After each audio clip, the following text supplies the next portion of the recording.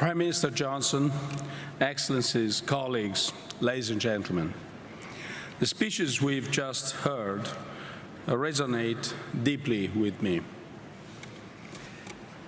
Over the last few years, young people have done us a service by bringing the climate agenda on the front of our political debate. Young people were the center of the pre-COP summit in Milan. In Glasgow, here, we need to make them proud.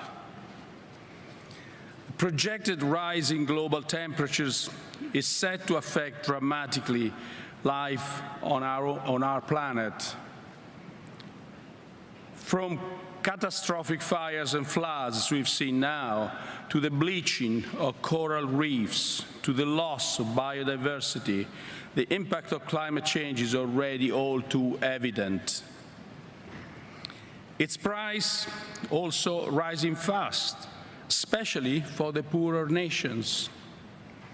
The cost of disruptions for households and companies in low and middle-income countries amounts to a staggering $390 billion a year. Climate change also has serious repercussions on global peace and security. It can deplete natural resources and worsen social tensions, lead to new migration flows, and contribute to terrorism and organized crime. Climate change can tear us apart. Thanks to the constant dialogue and cooperation, we made good progress on addressing climate change. The G20 accounts for around 75% of global greenhouse gas emissions and around 80% of global GDP. At last weekend's summit in Rome, its member states agreed that we must limit the rise in global temperature to 1.5 degrees. It was the first time. And committed to achieve net zero emissions by or around mid-century.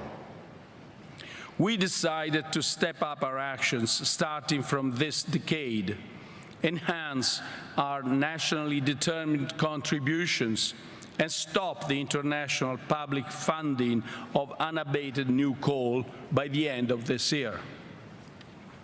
Here, at the COP26, we must now go further than we did at G20.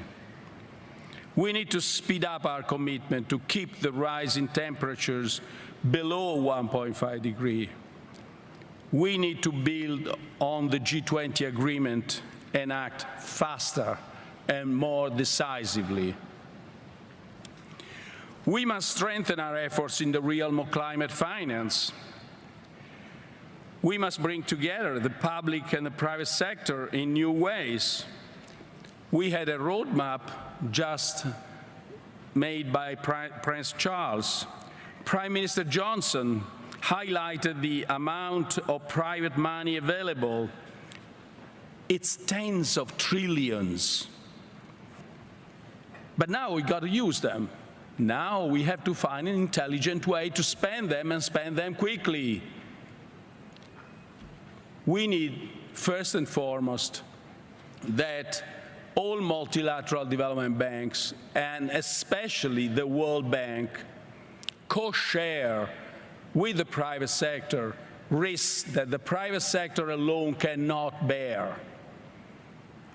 We need country-based platforms where the World Bank and other banks, multilateral development banks, can actually co-share and make all this money usable to a good effort. This is the first, in a sense, great news that Prime Minister Johnson gave us today, that money is not a concern if we want to use it well. This COP26 must be the start of a new momentum, a quantum leap in our fight against climate change. And our youth must be at the center of this process. We intend to turn the Youth for Climate event we held in Milan into a regular feature of all COPs. Future generations will judge us for what we achieve or fail to achieve. We must involve them, listen to them, and above all, learn from them. Thank you.